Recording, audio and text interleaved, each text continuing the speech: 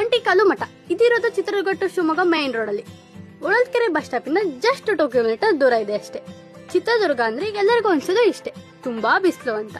ಈ ಸುಡೋ ವಾತಾವರಣದ ನಡುವೆ ಕೂಡ ಕೆಲವಷ್ಟು ಸ್ವರ್ಗ ಅನ್ಸೋ ಸ್ಥಳಗಳಿದ್ದಾವೆ.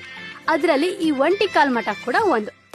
ಇದು 17-18ನೇ ಶತಮಾನದ ರಚನೆ ಅಂತ ಕೆಲವು ಸಂಶೋಧಕರು ಹೇಳಿದ್ದಾರೆ.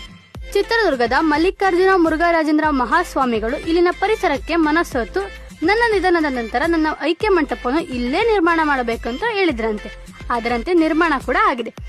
ಇನ್ನು ಈ ಜಾಗಕ್ಕೆ ಒಂಟಿ ಕಂಬದ ಮಠ ಎಂದು ಕರೆಯಲು ಕಾರಣವೇ ಈ ಒಂದು ಕಲ್ಲಿನ ಮಂಟಪ. ಈ ಕಂಬದ ಆಧಾರದ ಮೇಲೆಯೇ ಸುತ್ತ 8 ಕಂಬಗಳು ನಿಂತಿವೆ. ಇನ್ನು ಇದನ್ನ ಈ ರೀತಿ ನಿರ್ಮಾಣ ಮಾಡೋದಕ್ಕೂ ಒಂದು ಕಾರಣ ಇದೆ ಅಂದ್ರೆ ನೀವು ನಂಬ್ತೀರಾ?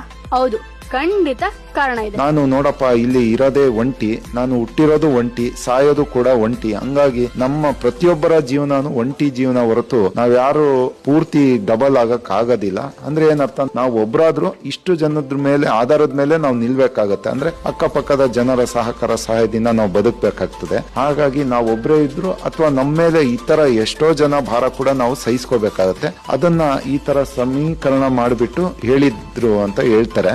ಆ ಸ್ವಾಮೀಜಿಗಳ ಮಾತಿನ ಮೇಲೆ ಎಲ್ಲ ಭಕ್ತರು ಇಲ್ಲಿ ಅವ್ರಿಗೊಂದು ಸಣ್ಣದಾಗಿ ತರ ಮಠ ಮಾಡಿದ್ರಂತೆ.